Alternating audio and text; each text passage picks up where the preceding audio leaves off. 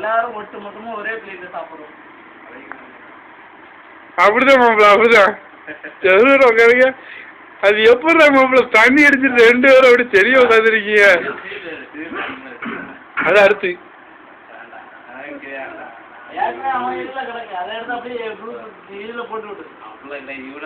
மாப்பிள்ள ஒன்றும் மேட்ரு தெரியாதோ? இது டேரக்டா அப்லோட் ஆகிட்டு இருக்கு இப்போ யூடியூப்ல.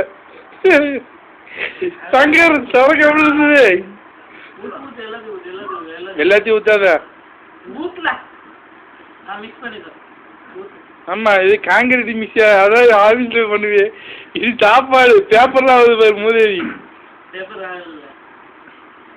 மப்பு மப்பு மாப்பிள்ளைக்கு மப்பு ஓரைட்டு.